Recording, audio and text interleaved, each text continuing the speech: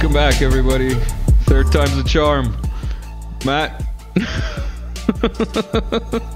you were saying something about your internet and being paranoid and unresolved things that we need to cover that we started in the last two episodes.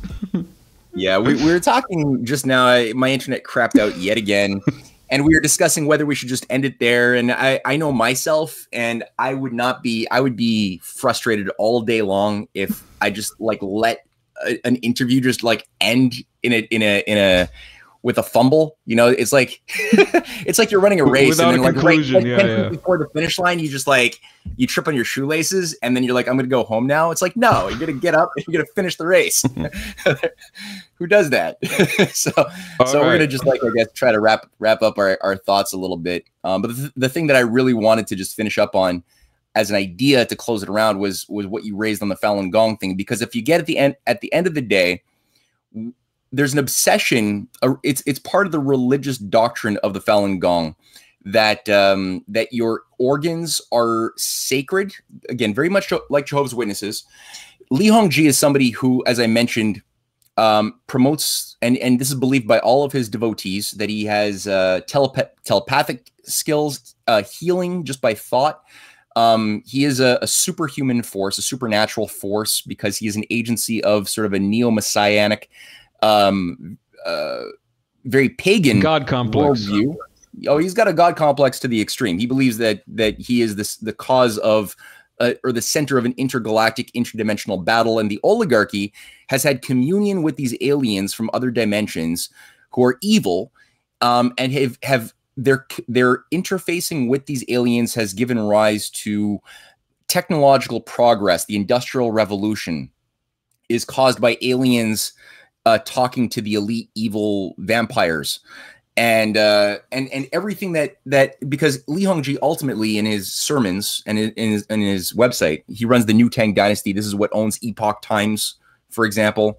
He lives on a 400-acre compound in New York State, protected by the CIA after he got exiled from China. That's where he went. The CIA was like, yeah, come here. We'll give you a 400-acre compound. He's a multi-billionaire with, who has like thousands of different educational organizations, news outlets. I mentioned Epoch Times, cultural things like anyway, there's so many things. Part of it, though, is that the members, they're attracted by going into qigong. They do qigong exercises, breathing, balancing your qi. It's an ancient exercise, but then it's infused with this other weird shit, made into something different. And it primarily targets like Westerners, but a lot of like expat Chinese are members of this thing. Now, the reason why the Chinese want to eat they just love Falun Gong, because it's like, what? It's only the Falun Gong who seem to be complaining about their organs being harvested by the Chinese CPC big bad villains. Well, it's because the Chinese CPC in the Li Hongji worldview have been working with the aliens, and because Li Hongji is the most perfect being who has made his little cult in his own image, that the Falun Gong practitioners, by balancing their qi and organizing their golden section body parts and internal like organs along the lines of the best spiritual energy of the world through his practices and following him, they have the juiciest, highest quality golden section organs in the world, which is why the alien CPC wants their organs so badly. The point is, these people are insane. They're driven nuts. It's a cult. It's a psychology cult for the Chinese, synthetically created by intelligence agencies who still give them protection. Are you sure they have nothing to do with David Icke? Yeah, maybe.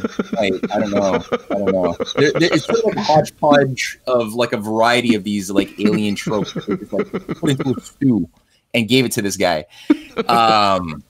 It's weird, but yeah, at the end of the day, it's really that they've got a religion of the organs, and so they're nuts, and they're used by intelligence agencies to cook up anti-Chinese information, which is then picked up by think tanks that are usually funded by the National Endowment for Democracy, like Safeguard Defenders, or there's a variety of these think tanks. The World Uyghur Congress is another NED-funded operation, but that one caters more to the poor Uyghurs that we've killed, or that the Chinese have hurt so badly. but there's never any evidence. When you scratch on the claims, the very extravagant claims, and look for, well, where's the hard evidence to anything that either is being said about the Chinese genocide on the Uyghurs or against the Falun Gong organ harvesting, there's never anything but anecdotal statements. And that's it. It's just, there's no evidence. So it's obviously useful to have people believing in this stuff, because it helps to weaponize the otherwise conservative members of the Western population who would normally be thinking like Donald Trump was, which is like, well, how do we organize against the oncoming collapse and the oligarchy that wants to kill us, by looking for solutions which might and would probably involve, as Donald Trump was doing with his China-US trade deal, working with China as a collaborator and partner in global development and cooperation, instead of killing us, and instead of reducing the world population, which is why Trump was such a threat, because he was working to create bridges with Russia, with China, even with Iran, who he had to speak in a very ugly way about. Even Iran, he had a back channel discussion going, which allowed for him to avoid getting sucked into a war with Iran in January of 2020, when Soleimani was assassinated by U.S. military systems. And, you know, Trump had to own it. He had to own it because it's kind of like a statement of weakness U.S. to say, yeah, military systems. You sound German. Yeah. You sound German right there. Like they're not German tanks, they're Ukrainian tanks. No, what I'm trying to say is that yeah, I think you were trying to allude to the fact that there were elements within the U.S. system that did the assassination without. Yeah, I'm saying that there's an independently operational force managing the Pentagon and the State Department, doing things that were disruptive to the types of policies that Trump was otherwise trying to get online for cooperation, making business deals with China, with Russia, with other countries of the Middle East, that would very often be undermined by forces representing the U.S. government. So again, he created a back channel with the Iranian embassy, or with the Iranian government through the Swiss embassy in Tehran, using an old school, like old-fashioned phone line that was tied directly to the Oval Office, that bypassed the State Department, and that he was on the line with for over like 8 hours to de-escalate the situation and to create a solution that would involve no World War III. So all that to say, there's an effort to weaponize the masses who would normally be supporting Trump or supporting Kennedy currently, and get them to see that the actual water that would be necessary to put out the fire in the house, because our house is on fire, and a lot of people are just waking up to that fact now, but the water to put it out involves working with China and the Belt and Road and Russia as our allies, which people are being blinded to. So they're being intellectually castrated to see the water is actually your enemy, and you should be afraid of water, and stay in your burning house instead. Which is, you know how they turned out the oil fires in Kuwait, yeah? No, how? Canadian specialists were brought in, oil rig specialists who used explosives, really? starving it of oxygen, so they were fighting it with fire, basically. Interesting. Yeah. Okay, that's a new factoid I didn't know about. Yeah, I'm full of useless factoids. Like, share, and subscribe. No, seriously, the point is, I see what you're saying about being blinded. It's like we were talking about in the first or second or both recordings, that people are being polarized. You know, like they see everything as black or white, whereas in reality, like the U.S. as a system or as a country or as whatever it is you know, multiple personality disorder, to say the least. Yes, exactly. No, it's multiple person. There's not one single. That's been sort of the theme, right? Don't oversimplify.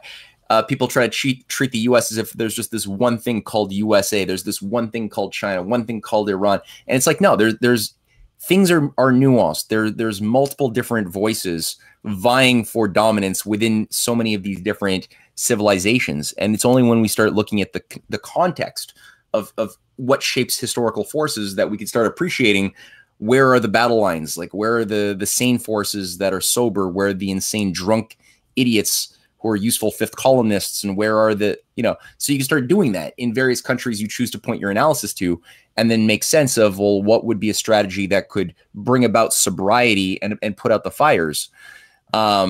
And what would be goose eggs, which pathways might look pretty, but are a waste of time that won't do anything. Because I'm known for interrupting and getting people off the topic that they actually wanted to talk about, and my subscribers all love me for that. Haha, hee hee. Like, share, subscribe, all that good stuff. In the first one, we were talking about the multipolar alliance being controlled opposition. Is there anything you'd like to round up on that topic before we move on to the counter argument? No, I mean, I guess, again, I would just say, for those who are entertaining the idea that all players are controlled opposition, that there's no actual authentic resistance to the big murderous death call of humanity that some have identified has been animating the agenda of the oligarchy. I just say, look at what nations do in physical economic terms, which you could then see are these processes in the real world that I'm measuring that are in alignment with the mandate of oligarchs to keep us underpopulated, dumbed down, fighting each other, divided to be conquered, devoid of our historical traditions, right? Is that what's happening? Or do we see an opposing set of activities or effects happening by the policies economically of nations who you think might be controlled opposition? And I would say, if you take that as your litmus test and apply it to what China is doing, what Russia is doing, you will find maybe not a perfect set of angels and good guys, but you will find something which is in antagonism to systems of oligarchism, which is a historical process that goes back thousands of years of men being manipulated by self-professed masters of a higher hereditary class of elites who are just better than us because their caste has better blood or better organs or whatever, that are not tainted by the impure, low-bred humans that they want to cull. Speaking of castes, what do you make of India banning, and you mentioned countries doing stuff. What do you make of India banning the export of rice? As like... I mean, I think that they're looking at a coming storm. The supply chain's breaking down internationally, and I think that they're currently making a decision. I don't think that they should be necessarily doing it the way they're doing it, but I think they're freaked out and they're trying to create as much food security as possible for the coming likely breakdown of the system, which is going to involve a lot of annihilated food production systems. Yeah, putting it lightly. Do you want me to bring up this piece of news? Saudi Arabia to host Ukraine peace talks, and how Saudi Arabia's and Turkey, for that matter, these peace talks are to be held without Russia, and 40 countries or something like that, but without Russia. Is that Saudi Arabia being an Erdogan and like playing both sides and like trying to like be the good guy by being the bad guy? Because they're obviously on the BRIC side of things, aren't they? I mean, Saudi Arabia is. Well, yeah, but it's like they've vectored towards the East and towards the BRICS. That's good, thank God. But it's like they're still a highly compromised occupied. I mean, I think occupied is the word. They have a weak. I mean, but moral. I mean, there's huge pillars of cultish,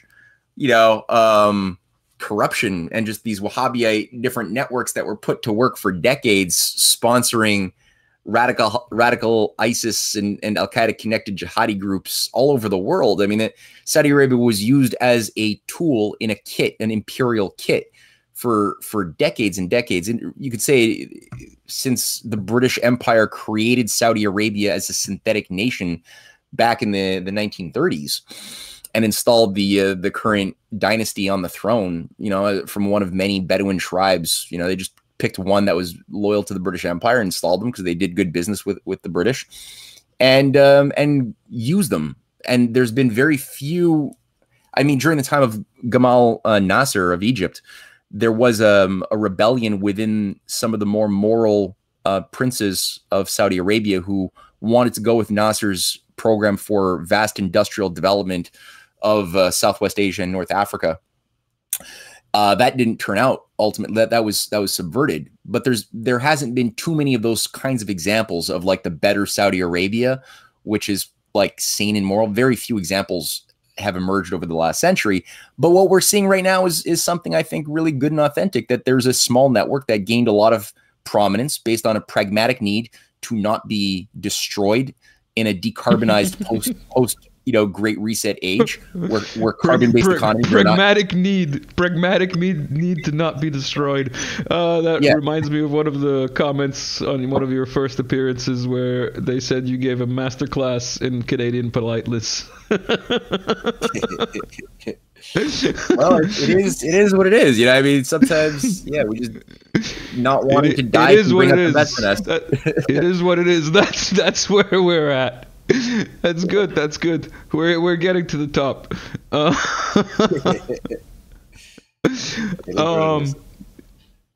What can I say? Is there anything else that you would like to tell the viewers and myself about what's going on in Canada? Because like last, big headlines that have come from Canada is that, all those truckers and the Hong Kong stuff, and then like Canada went off the radar. I mean, other than like your foreign appearances of your prime minister and other administrators. Let's do this. Let's save that for a future talk, because I'm not really that motivated right now to talk about Canada. I want to end it on a high note. So. All right. So what's a high note for you? What's something, that there used to be this thing on YouTube. I don't know if it still exists. It doesn't come up on my feed. Like I can't remember who it was, but it was like a good news next week segment. I think it was that other Canadian guy in Japan. What's his name?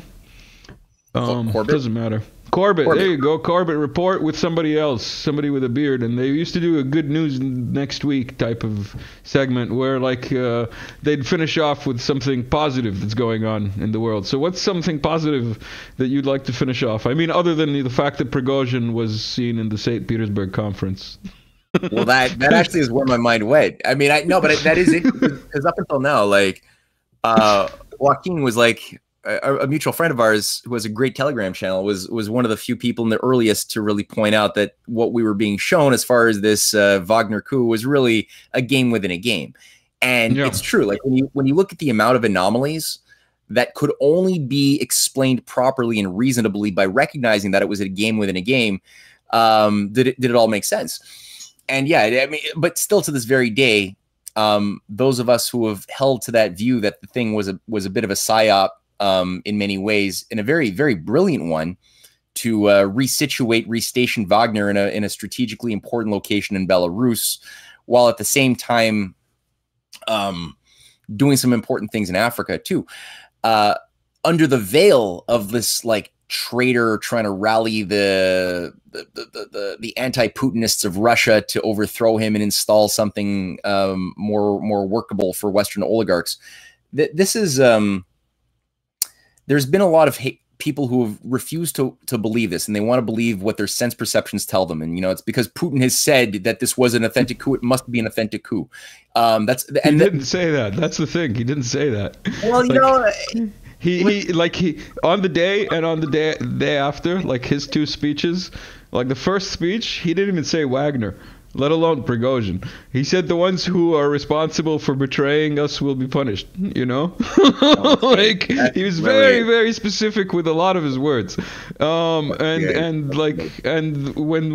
Lukashenko shows up to St. Petersburg before this Africa summit and tells Putin in front of the cameras Prigozhin and the Wagners want to go on an expedition to Warsaw. Yeah.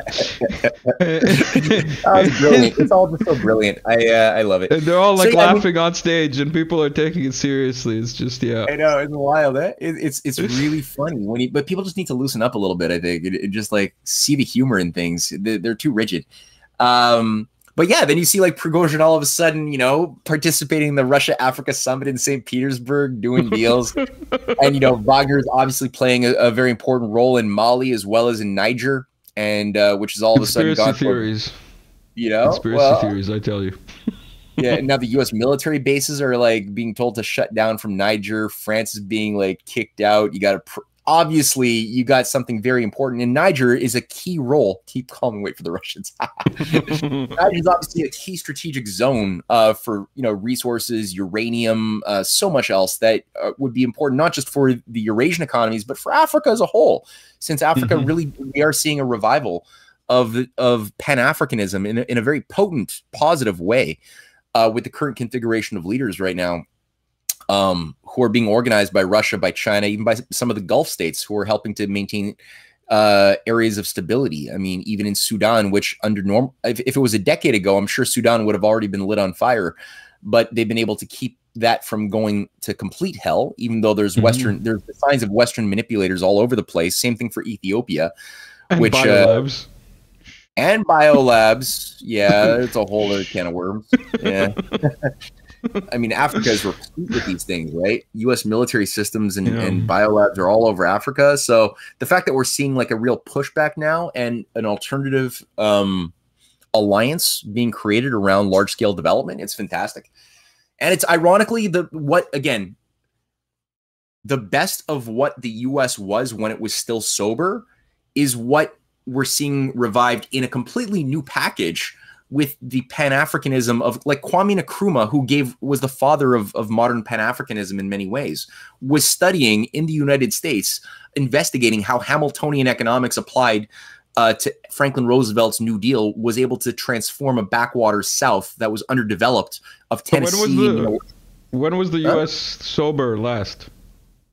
With probably with JFK, I would say there was a gasp for breath, and then it was pushed back underground. Or underwater after that. And Americans were told to just adapt to living underwater as your new identity.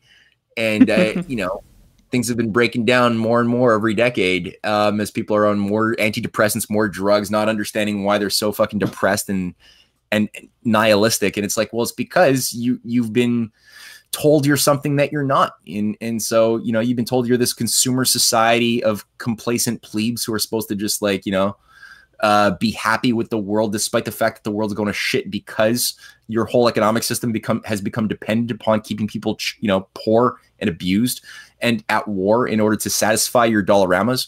Like, of course, that is unnatural. And like Martin Luther King Jr. had said, for those who are trying to pressure us to be, to be socially well-adjusted,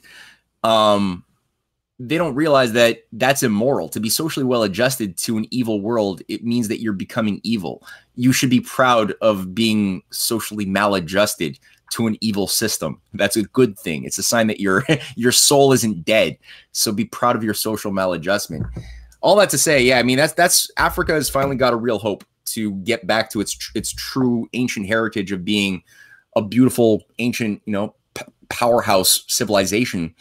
Or many I mean, Africa is many things, but I mean, the point is you have a Pan-African idea. Africa is huge, first of all. So big, right? You would take like all of America and Europe and China and India and stick it all in Africa and still have space left over.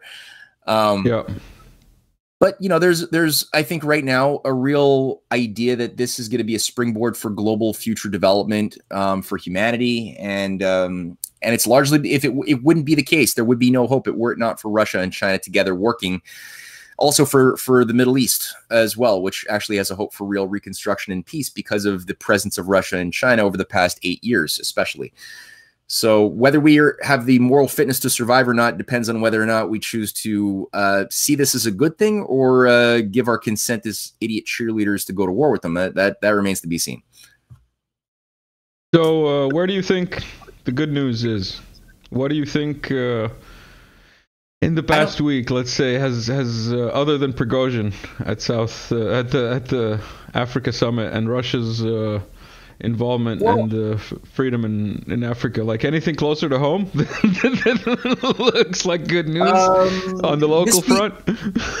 This week has been, look, I think Seymour Hersh wrote something that I thought was good recently, where he made a point, and Seymour Hersh has got a lot of insider connections. He's in his 80s, but this guy is, I mean, everybody should know Seymour Hersh, but he put out an article, and he made a point that his contacts within the Democratic Party establishment are really afraid of the likelihood of a Trump-Kennedy alliance of some sort. Since Kennedy is the Democratic Party is never going to let Kennedy get anywhere near representing it. So he's going to be iced out, though what he's doing right now is useful for what it is. The question is, what do you mean iced out?